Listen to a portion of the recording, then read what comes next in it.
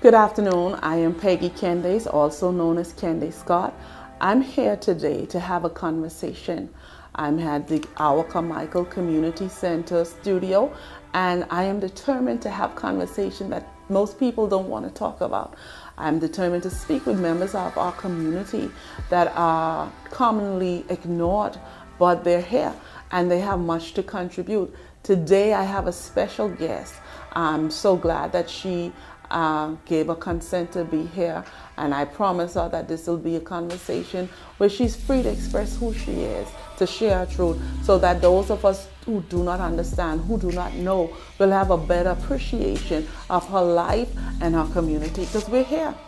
We live together, we socialize together, we must learn to respect and appreciate each other. So today I have with me my special guest. I call her the Facebook sensation. Her name is Tori Culmer. You're not, she's no stranger to us. Many of you have already formed your opinion. But I hope in that this session, this conversation that we're about to have, that you will learn to appreciate something new about Tori and to know that she's not just only a transgender woman. She is one of us. Thank you for having me. Yes, so tell us something about yourself, Tori. Well, I'm Tori Culmer. I'm a transgender activist here in the Bahamas. I am a president of Bahamian Transgender Empowerment for Healthy Living. I'm also on the vice chair for Care Bahamas, which is people who are infected or living with HIV/AIDS. So I put myself out there as trying to help people, get people aware of what's going on in their community. And it's not everybody's living in a box. Everybody's different. Yes. And so that was my goal as an activist, to let people know there are other people out there who are different. Yes, and that is what I appreciate. I was not always so open-minded. Mm-hmm. I always tried to walk in my truth. The truth of the matter is that I was once, and I guess I'm reforming, judgmentalist. When it came to the transgender community, I was so over spiritual and saying, oh, God can do this and God that, until I had to walk a certain path, and I realized that His grace is sufficient for all of us, and we all sit at God's feet of mercy and not inhabiting His throne of judgment. And so that is my spiritual contribution to this show. But I have been not monitoring, but following you on Facebook. We have been Facebook friends for a while, and I always enjoy our exchanges, even though some issues we are on total opposite sides. Correct. But we have always been respectful. Correct. And I've tried to be always supportive when you're having your live streams. And I always enjoy when people choose to share your material like this week. Correct. And you're so gracious with them. I should say, to be kind. You're always gracious with them. One of the first things I would like to ask you is about your family support. Okay. Well, my family, from my mom, dad, sisters, and brothers. I have 3 sisters, 2 brothers. And they all supportive. Everyone have their own opinion, but they, at the end of the day, they support me in whatever I do. I am the oldest, by the way, so I help raise the majority of my brothers and sisters. Okay. And so I have a big support base with my family, and that's a good thing, and it's also a healthy thing for me to be able to express myself freely, because I have such that support base with my family. Have they ever express concern? Well, I have my brother, for one, who is right after me, because I am 43 years old, and he's right after me. And he expressed his concerns when I do a certain video on social media. He will call me up and say, "Are you crazy? You can get yourself hurt," and so forth, because he reads the opinions that people put under the comments under my videos and stuff like that. So he has a little concern to what's going on. Okay. My family have concern because I make it a habit saying things that people think. Correct. And my son, I have a son, he's 15, he was like, "Mommy, some truth you need to just keep to yourself." Because I was like, he said, "Mommy, should you say?" I said, "Well, that's the truth." He said, "Some truth just keep to yourself, because people will get offended even if it's the truth." So I understand the family concern. My mother, I say, "Peggy, watch it," and all of that. But I believe in the freedom for an individual to express themselves. I believe we have to make an intentional effort and appreciating that we are community. We are community, and so the community is made up of different people, different beliefs, different experience, and different approach. And so as I go along on this journey, especially becoming an activist for almost 3 years, it has taught me to appreciate that we're all fighting to have a good, healthy, free community. Correct. And in doing so, I've come across people, different walks of life, different religion, different sexuality, and I'm learning. And I like to stress that I am learning to appreciate the difference. And if we were all the same, how boring the world would be. Yeah. So I think you have made, knowing you, following you on Facebook for a year or so, you've made my world a little bit more interesting. And I always, when, like I did this week, when you were saying something, I'm like, Tori girl, they made you a star. And so I'm going to give you this opportunity to say thank you to those people who made the stars.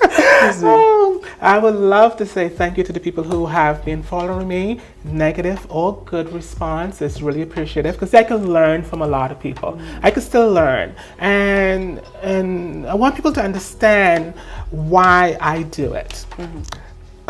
People still have this concept, because I am transgender, I'm not a female.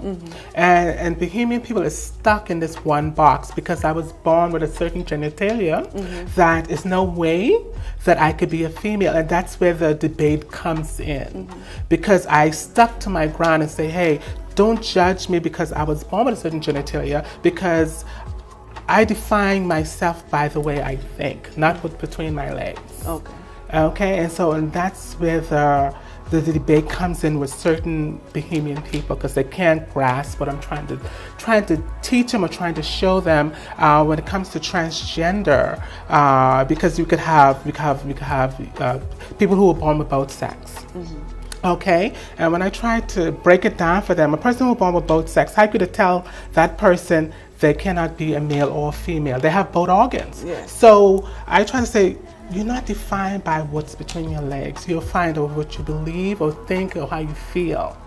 So, and I know it's kind of difficult to understand and try to get that concept of what I'm trying to say, but it's just the plain simple fact of the matter. Okay, I think my approach, because I can't sit and only say, oh, I understand what you're saying, but my approach is to your own self be true. Correct. And I say that when I used to counsel young girls, I say to your own self. And I think a lot of us practice living a lie, simply because we are so fearful of the opinions and prejudice of others. And I once was a part of the audience, and sometimes I still am, that are very judgmental and believe that the way I live is the way everybody should live. And I am not a judge. I am not a judge. And so once I came into that knowledge of truth that, Peggy, girl, you ain't no judge and nobody. And so I allow people to have this space, figure it out. I believe that in the final analysis, there's one who will judge us all. Correct. And so I don't put myself in that. I try to keep away from the judgmental. I don't totally understand what you are experiencing.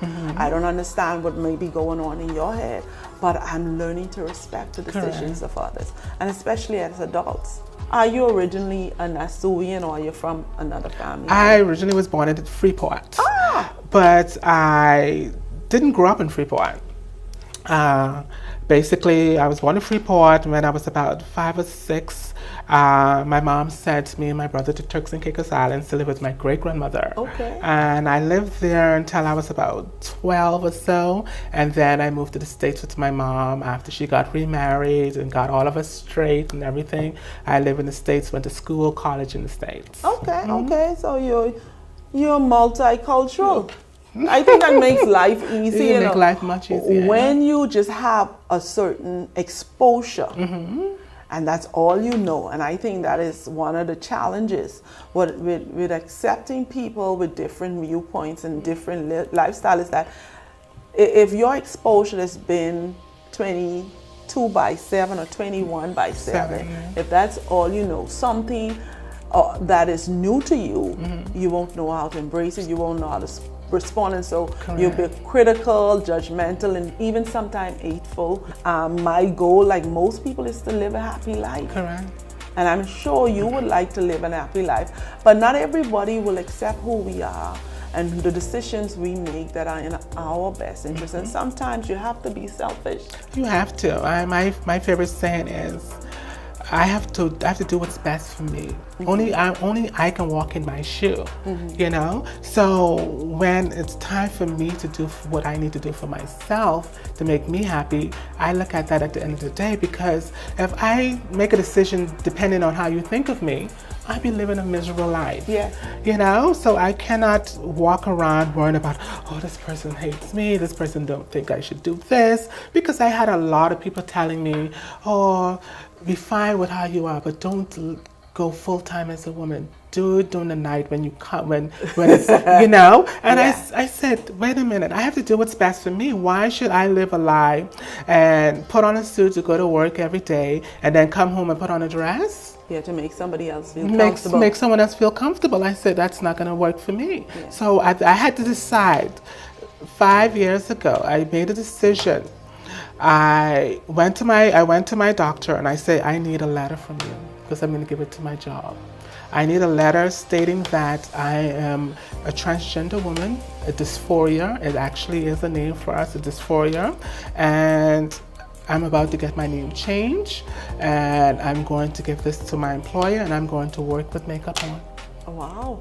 When I went to work with that medical letter from my doctor, it gave me some support to that.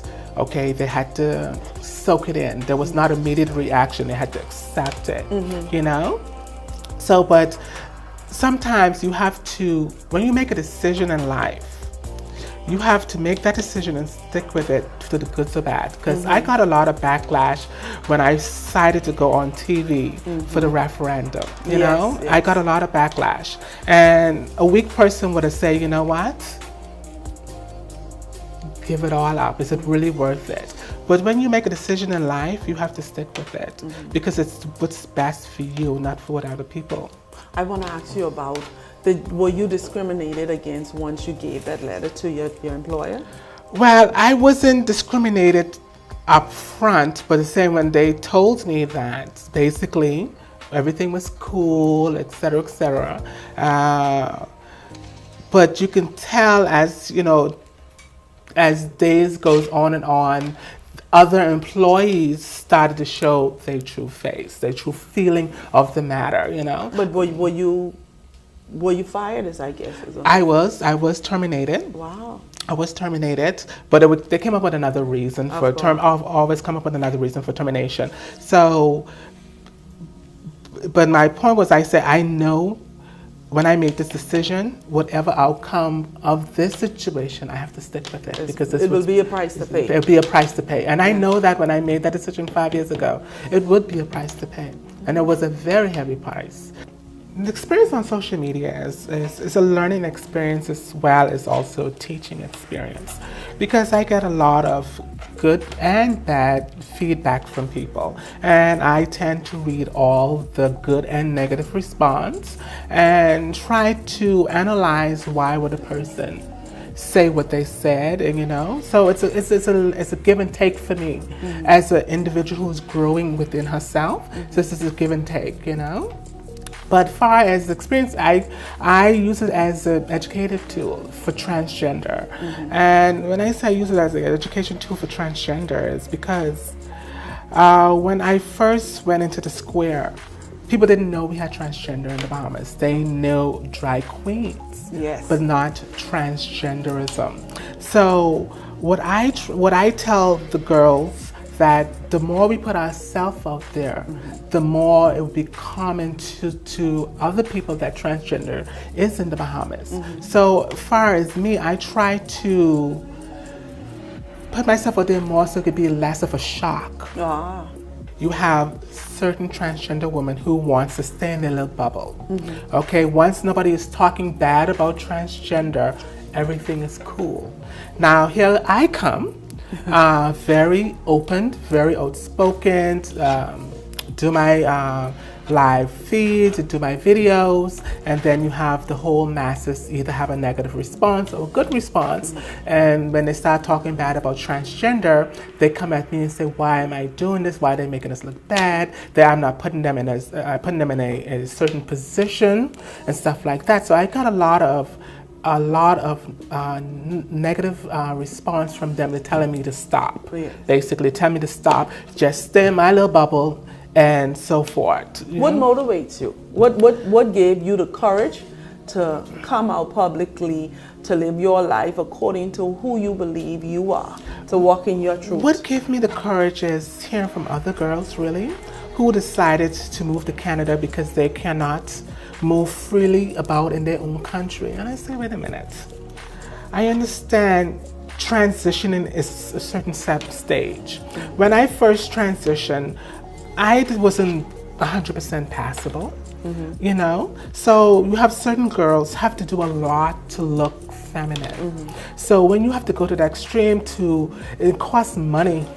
And so, and if they can't live their truth because they still have this male features, then their life is miserable. So what gave me the courage was for them.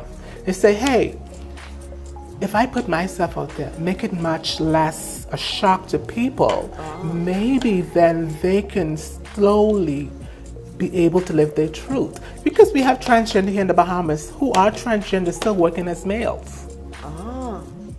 You know? So you made yourself a buffer. I made myself a buffer. Wow. It's because I understand it.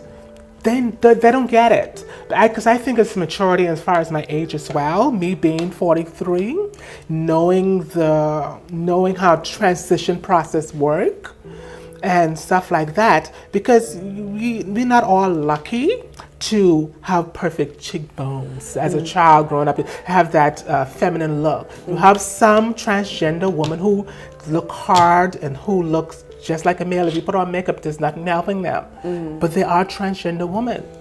So I decided to be strong for them. You say, hey, if I can do it, you can do it too. You just need that push. So you almost a sacrificial lamb. It's basically a sacrifice. Yes. Because a lot of people say, why don't you move to Canada? I had many opportunities to. Because when I came over with the referendum, I was getting all kinds of death threats. I could have moved to Canada in a heartbeat without even looking back.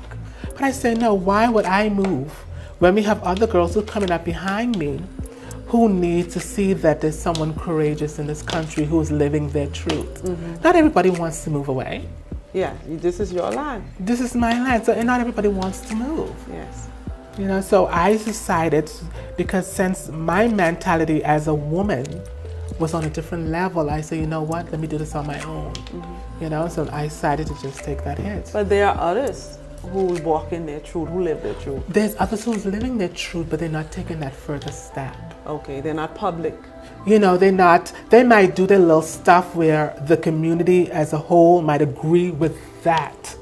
You know, they wouldn't go that further step. You know, like certain girls wouldn't go, if someone debating with me about, am I a woman or not? I would debate them head and toe, I am a woman. Certain girls wouldn't go that far. Okay. You know, and that's where the problem comes in when I'm debating a next person and say, yes, I'm a woman. You can't tell me I'm not a woman. They get upset and madder. But if another girl in my position would not debate them to that fact, they would say, oh, I don't care what they think. Yeah, just leave it. Just leave it. Leave it alone. Me, I'm taking it a step further. Okay. I'm taking it a step further because you can't tell me who I am and let me stay silent. I understand. So if you want to have this debate, I will have this debate with you. And so that's where most of my backlash is, because people tell me, oh, I don't have a uterus. I can't have kids. I said there's a lot of women who have kids. So what is your point? With uterus. So what is your point? So and when I have that debate, oh, you can't have a period, that's the mentality they're looking at. You know? And most girls would not carry that debate further, like I am. Because they feel these things, a uterus, a womb. Correct. Monthly menstruation, that... correct. This is the things that defines us. So female. Okay, I'll give somebody my monthly any month. That's just me. but I appreciate your honesty. I appreciate your bravery. And I appreciate that you're willing to become a buffer for your community and to walk in your truth. You're willing to pay the price, because there are many of us who are straight, who have different challenges in our lives, and we'll go to the grave with them. I know some things, I don't care what you do. It's none of your business. Right? And so I thank you so much for opening yourself, for leading the way, like I confessed before, and openly to you, that I was not always one who tried to understand. Like in the square, I said, how the hell Tori get on the front page? All those real women out there, and they take picture, Tori. Let me tell you a story behind that. One of the girls called me up and told me there's going to be something in the middle of the square for referendum. We need a girl to go there. So I decided to get, just not me, it was several girls who were supposed to come with me. They all got scared and stayed behind. Oh, Lord. It was only me out there. And I wasn't expecting to go on TV. I was expecting to get an experience. Yes. That's what I was looking for. Not the attention, not I was just looking for the experience to go in the square to show my support for this referendum. Show my support for no more discrimination. Yes. And that's what's the only thing I went there for. Yes. Channel 12 recognized me right away. and the Tribune. Yeah. You were, I said, what Tori doing? All these women, and they got Tori, but I understand Tori is a star. Tori sell paper, Tori create controversy, but more so the conversation, and the conversation that needs to be had. Correct, and that went viral when because then I was getting the news that people didn't even know there was transgender in the community. Yeah, it was a shocker. It was a shock, and that even pushed me more. I said, nobody knew? Yeah, because most people would prefer to stay in their safe places. Correct. Yeah. But discrimination is alive and well in this country, even if it's not for your sexual orientation or who your truth. We experience discrimination. I know there are others in our community. I've been discriminated against. I've been fired for my political views and come in public with them. I paid a price to take a stand and to say, well, I don't believe this is right, and I believe this is better, and I lost my job. So there's a price sometimes we are called to pay for our belief, and so that is why I can appreciate what you are doing, because I paid a price also for my belief. And I think a lot of people don't realize discrimination. They could get discriminated against and don't realize it. Yeah. And that's why it was so important, that referendum. And I don't want to bring up whole hash because that's a subject in itself. I know, and you and I were on separate sides. A lot of Bahamian people cut their nose off to spite their face because they feel they was given us some type of rights, you know, and they don't realize they cut their nose to spite their face. But I think you all got a bad deal from the government, because I said, and I used to be on the Shanique Miller show, and I said on the show, this is a conversation that needs to be had separately. You see what I'm saying? Yeah. And had they not tried to piggyback and people thought they were being deceived, and have the conversation, because even though it did not pass that don't mean there was a full stop. Correct, I know. The conversation still needs to be had, because I realize that there's a younger generation who will not sit still, who will fight to be acknowledged, and who will fight to live freely and walk in their truth. Tell me about an experience like what it is, because I know several weeks ago I saw you exercising out there. Correct. And every time I see you, I be screaming like a fool, right?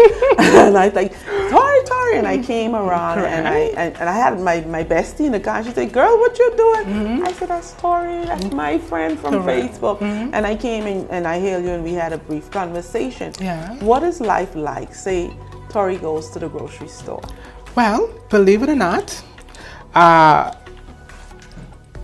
everybody that I run across that doesn't know me on social media or have never seen me before just think I'm a regular woman. Ah. If no one points me out, they wouldn't have known. Wow. So I happen to blend very in. Though a lot of people on social media say, oh, she look like a man, and this, that's why I don't pay attention to them, because I go anywhere in the Bahamas. anywhere in the Bahamas with no problem because I blend right in. Yes. A person has to recognize me, have to know me from social media, point me out. And then that person still say, you for real? Yeah, because my girlfriend was saying, I did a story, and I told her that you were, she did that some. Yeah, and how people and feel. she, because you were in your tights and you were there just doing your thing, and all women, your body, and she was like, you know, why are you stirring up who that is? And then when I told her, she's like, wow, she would have never known. Because I was in a crowded license, getting my car license, getting all of this, no problem. You know, so if nobody points me out, no problem. Life is normal. Life is normal. Wow. And after 5 years, you have come from that place to this place that you can just blend in. Blend in. And unless somebody think it's their job and obligation to point you always have that one person. Always have that one person, because I get hit on a lot by males. Yeah, I get hit on a lot. That one male might recognize me. You know that's a man. You know that's a man. It only take one now. Yeah. You know. So, but it's life is just as normal for me as anything. Okay, you introduced the subject of being knocked on. Do you reveal yourself if a male express interest? Do you tell them that you're transgender? Well, I do. I don't hide who I am. Okay. That's one thing, and I always tell the girls, always be forthcoming about who you are. Yeah. Our conversation is basically having a conversation with people that make up our community. Correct. Transgender is also a part of our community. Mm-hmm. Can you tell me what it is that you're doing to help create a better community in your activist work? Can you tell me about the programs that you're involved in? Well, one of the program I'm with Care Bahamas, which we're dealing with people who are living with HIV and AIDS. And my biggest passion is stop discriminating against people who are HIV and AIDS who are living with it. Because we at Care Bahamas believe that AIDS is no longer a death sentence, because you could take the medication and live as long as you want now. And we are finding that because of the discrimination, people are not getting tested. And so our goal is to make aware, get tested, know your status. Yes. Know your status. It's very important to know your status. And when you know your status, you'll be able to plan to live a longer, happy life. And especially in the LGBT community, we have a lot of people who are not getting tested and dying very young. We have a lot of males dying young from this disease because they're afraid to get tested. And so my passion is to educate them, get tested. It's no longer a death sentence if you take your meds. If you come to find that you are positive, just get on your meds and you can just live as long as you can. Okay, I know there was once a controversial topic being discussed whether or not someone with HIV should be made to disclose this to their future partners. How do you feel about that? Well, I think a person who is living with HIV and AIDS should be comfortable if you're going to entertain sex within a relationship, should be able to tell your partner. If you're not comfortable in telling your partner, then you shouldn't have a relationship with them. That's my personal belief. Because you have to give that person the right to choose. Yes, exactly. And that's the same thing I tell with the trans girl. You give that person the right to choose to be with you, you know, so you don't have to try to trick anyone into believing that this is who you are and stuff like that. Just be honest with who you really is by living your truth. Yeah, it's the responsible thing. It's the responsible thing. So we educate people to always be honest and get them comfortable and letting them know that it's no longer a death sentence. But we just have this stigma about it here in the Bahamas, and people are just fear of just at least getting tested. Is where we at right now with Care Bahamas, trying to get people in to get tested. I think one of the things, and it is a sad thing in our country, that people would prefer to either live a lie or live in ignorance. Correct. For their own comfort zone. And so it will be easier to speculate to talk about something, to suggest something, than to find out what is the actual fact concerning an individual. And so I would encourage you to, in your activism with the HIV community, that they be responsible, that they take it upon themselves. We know, and we're observing, because 10 years, 15 years ago, it was definitely like a death sentence. And I know medication has been made more easily available. Correct, because it's free. Yes. Medication is free. And so I join you in encouraging individuals not only to know your status, but whatever the status, if it is positive, to not be ashamed, and to be responsible. That's the message.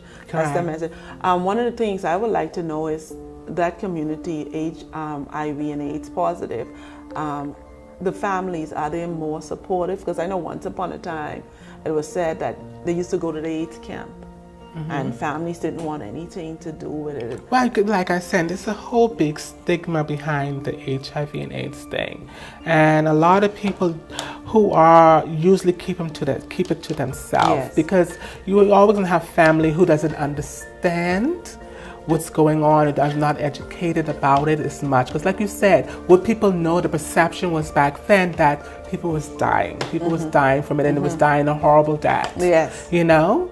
Now with the medication being so more advanced, people can live up all the way up into the 80s as long as they take care of themselves and be on the med consistency. You know? So it's a lot about we trying to educate the masses now about it, because in people's mind the perception is it's an awful disease and you die very awful. So that's what people in their mind thinking. You know? It's the fear factor. It's the fear factor. I know my little knowledge, I know that they're so advanced and they've come such a long way with the disease that they can protect the unborn.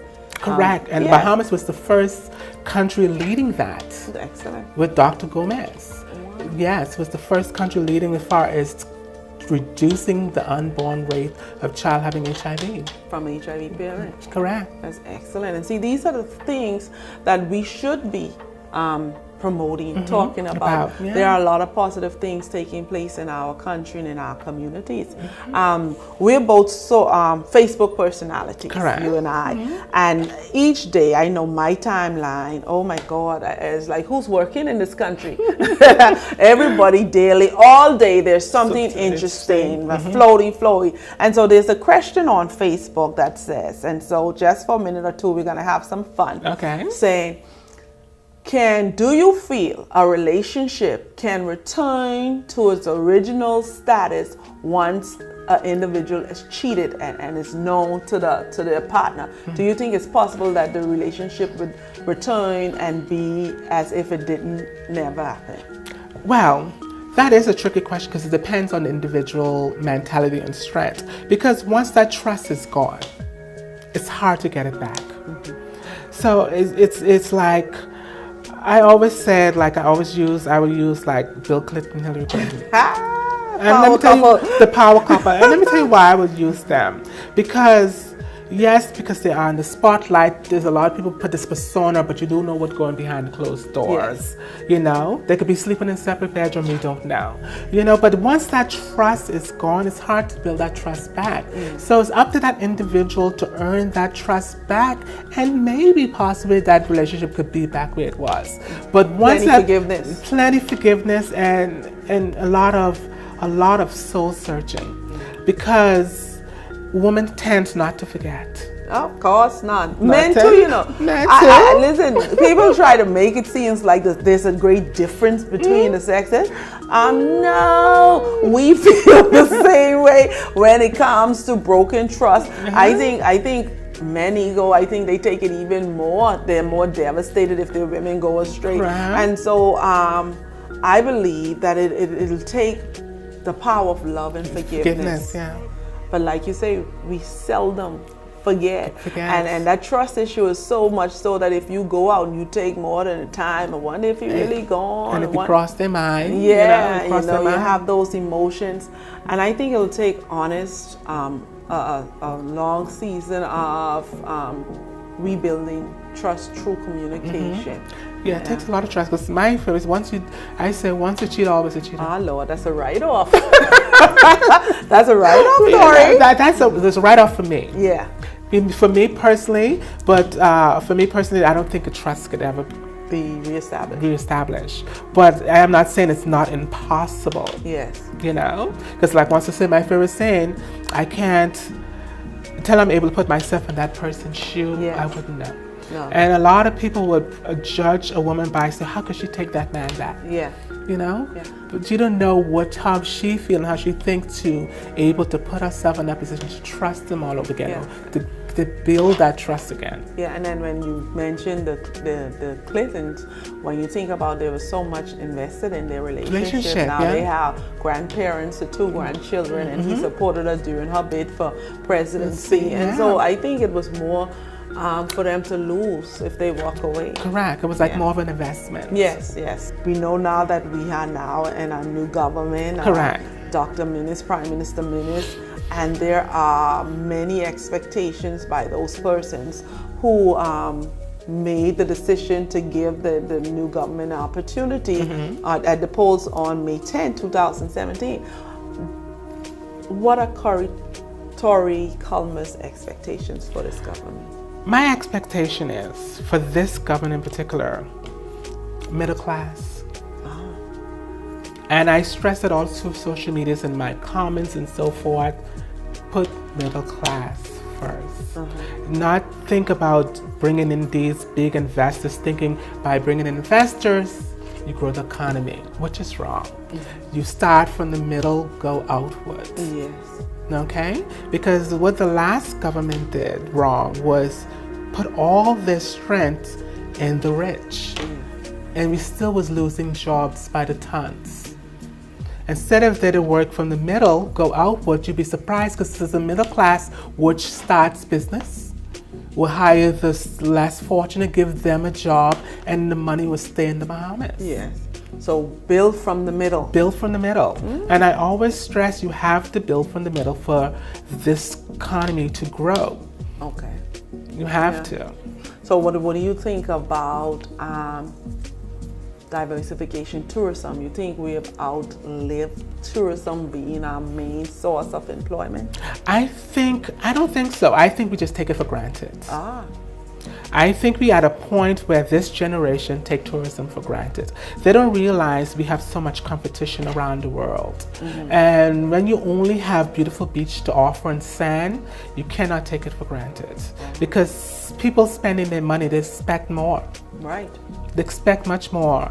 If I could go to Puerto Rico and get the same thing, why would I come here and get rudeness or have a high crime rate? So we have to improve ourselves. We have to improve our customer service. Yes. Point blank. If we have bad customer service within our own self, as far as if I go to an establishment and I'm getting rude customer service, you think they can give the tourism better treatment? Exactly. Exactly. So charity, like the Bible says, must begin at home. Begin at home, yes. Yeah. I agree with you.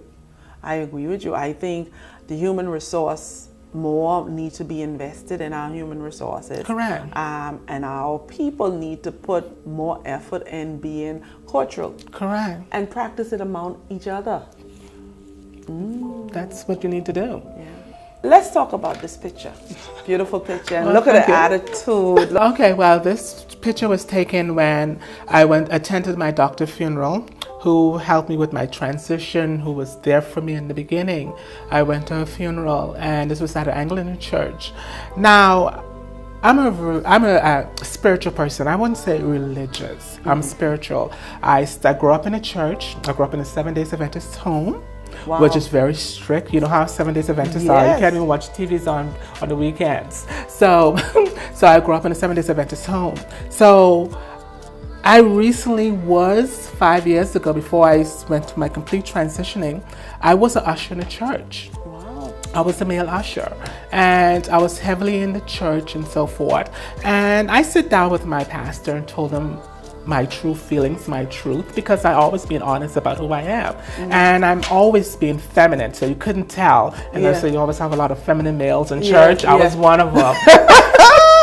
That's cute, right? Yeah, I was one of them because nothing about me has changed. Okay. So I sat down with him and told him, this is who I really am. I said, I'm dying inside because I'm a female and I'm forced to live as a male, and that's not who I am.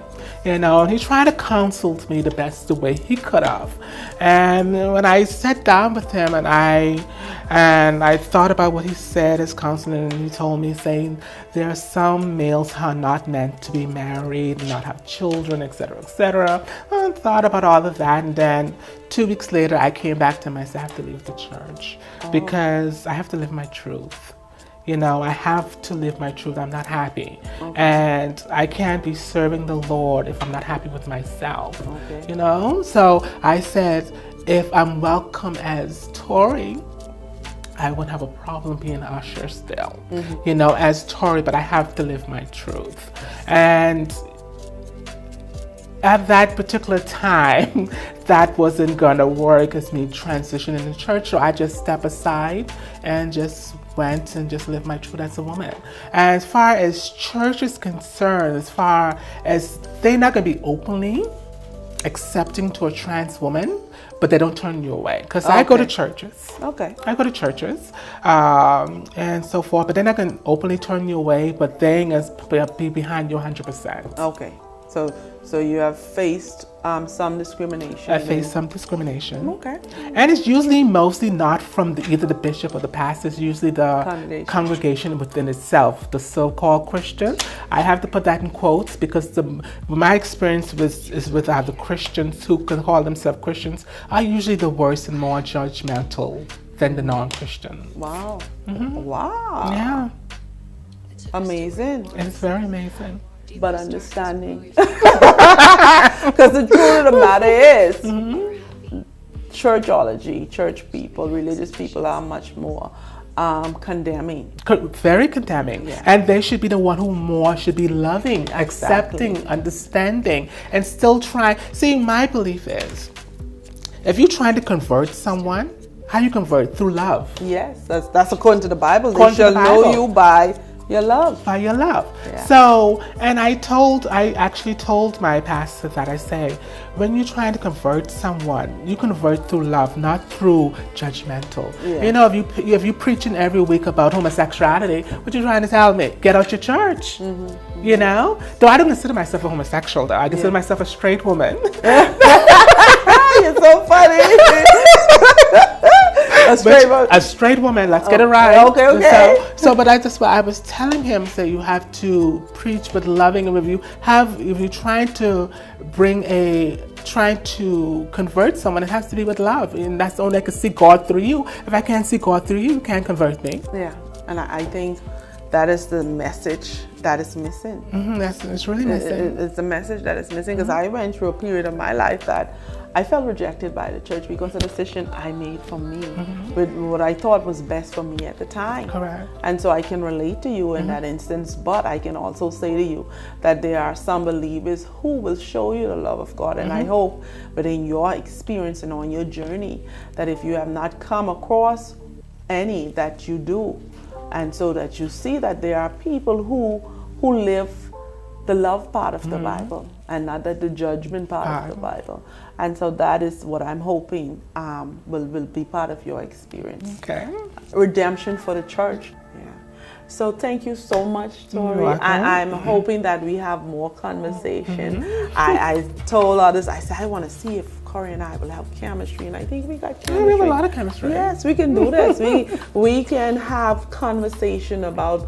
We got over the who is Tori. We don't have to talk about that. Tori, no, we don't have to talk about Tori. We know you shared so willingly and so freely of your experience as a transgender woman. And so far as I'm concerned, that is behind us. And so there's so much happening, so much taking place in our country and our communities that I hope that we can sit down more and continue our conversation. Yes, for sure. Yes. Yeah. Do you have any closing remarks? Well, my closing remark is for my fans out there, the good and bad, who don't find me to be pleasing or feel that one person said one time that I'm making women look bad or something like that. Or my point is that my closing remark, you have to realize there's difference in everybody. We are a melting pot of different people. I might understand it's not might be in line with your religious or what your beliefs are, but at least try to have a better perspective for where an individual is coming from. You know, I'm as a transgender or any other girl out there is not trying to put ourselves into your face, basically. We're just living our lives. That's all you want. We're just living our life. And you happen to come across one of us, just respect that individual, you know? Because no girl is trying to just push our lifestyle on anybody. This is our lifestyle who's living our lives. Yes. So thank you so much. You're welcome. I want to thank you for joining me and my guest, Tori Culmer. And I'm going to join Tori in asking you to be more loving, accept that people, we are all different, but we all each have something to offer to build and establish our community. And if we remove one piece of the puzzle, then the picture will have a missing piece. And so thank you for being a part of our conversation. Hopefully you share this information and that you join us again, because we will be back with more of our conversation. Thank you so much.